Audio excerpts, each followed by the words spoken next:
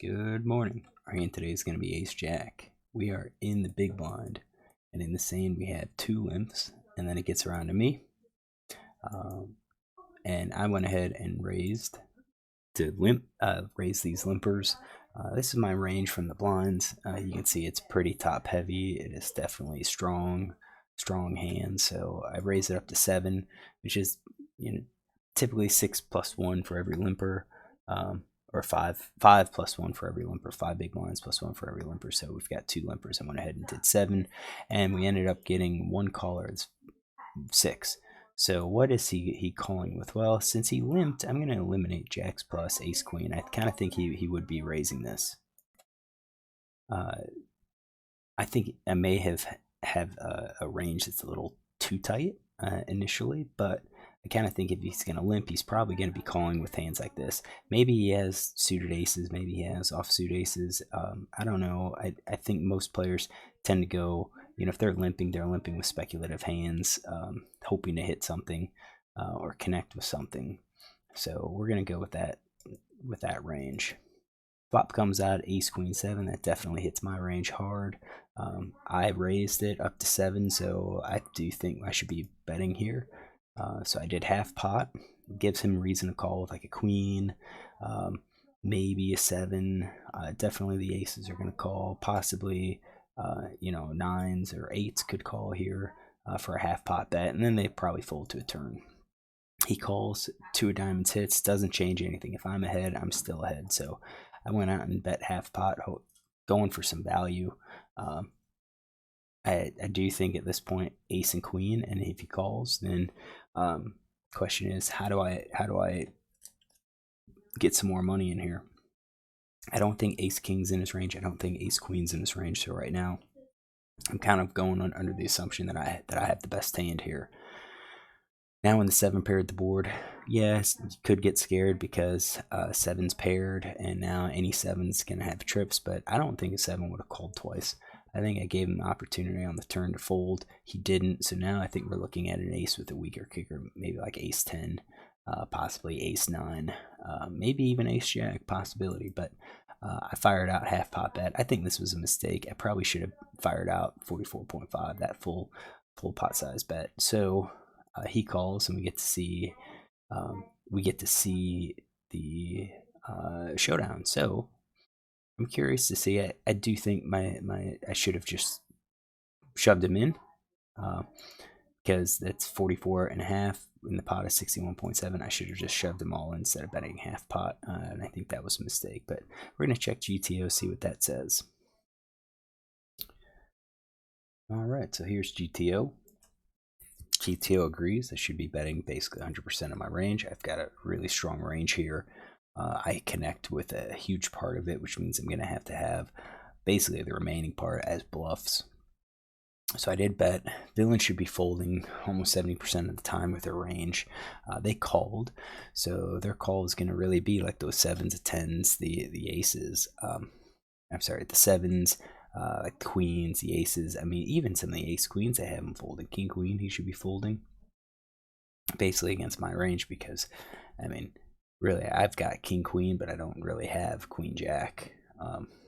So that's kind of interesting. He did call, and we had 2 diamonds that came out.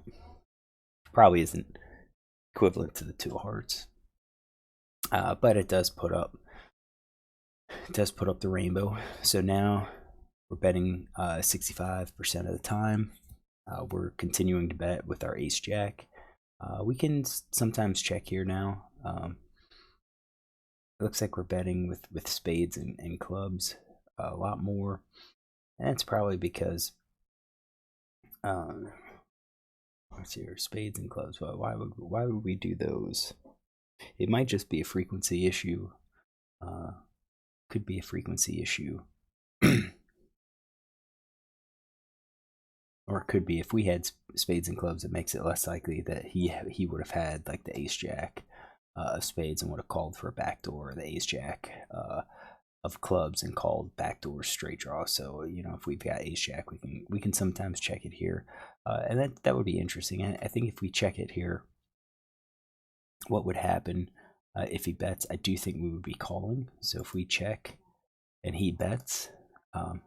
We are calling. Sometimes we are shoving here. We're raising up to 46.5. Sometimes we're raising up to 60.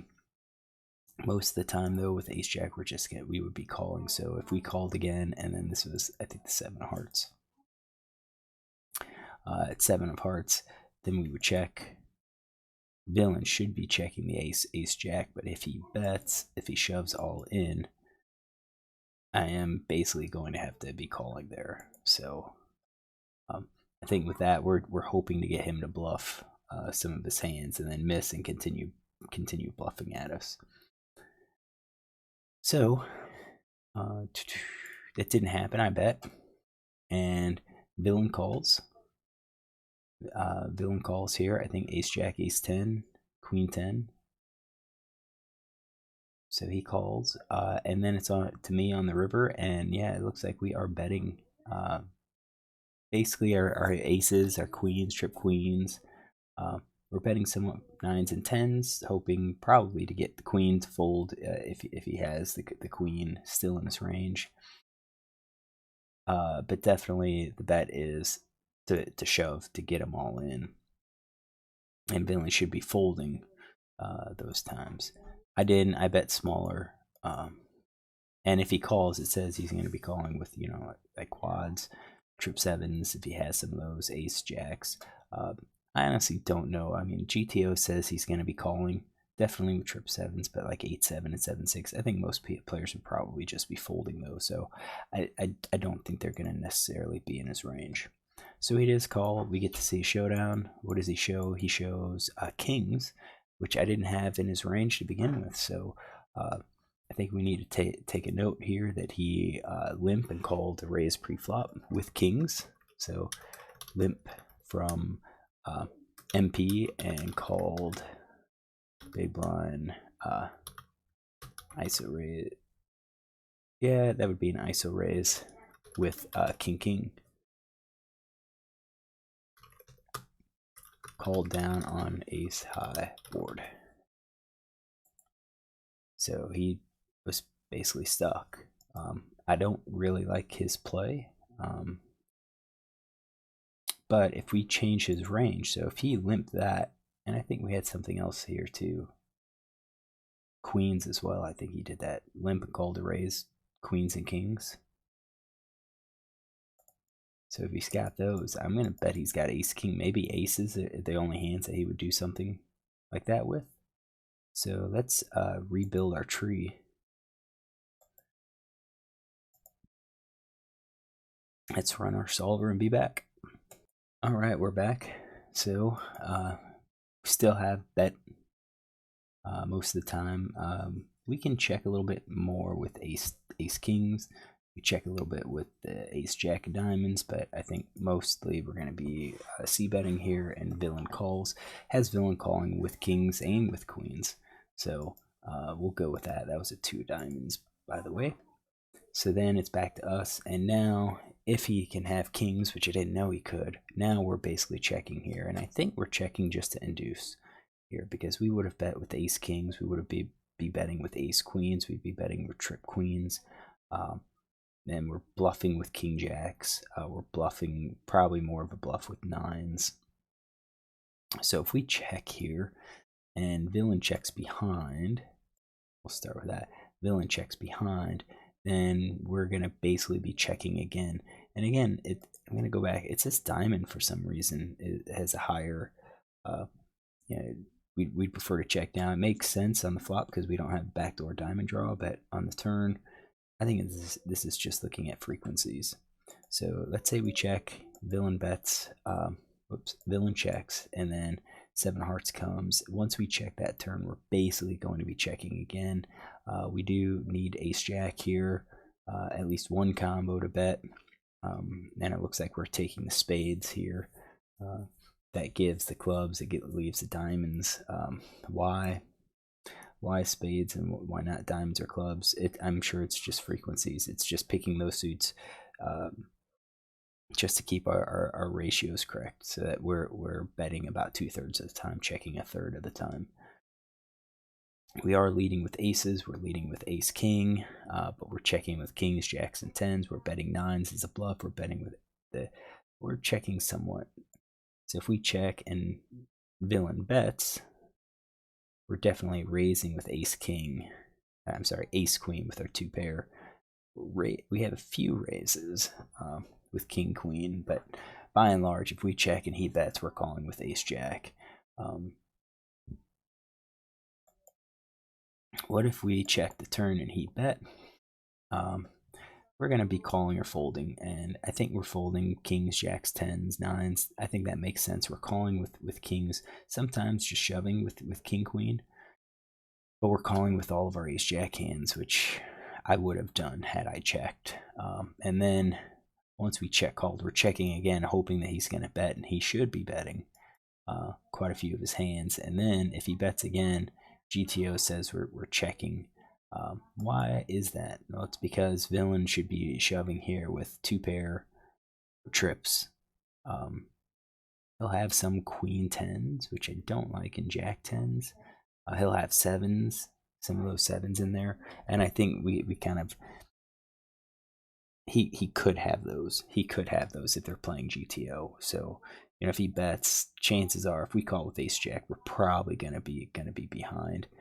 Because he doesn't have queen jack in his range at that time.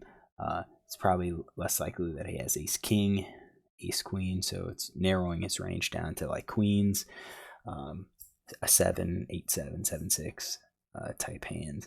I don't know if I could call with ace 10 and over ace jack, but I think I understand why ace 10 is a call but ace jack is a fold. It's because of the queen jack possibility of queen jack. We eliminate that, and jack 10, I guess. Not fully comprehending this line. So he bets.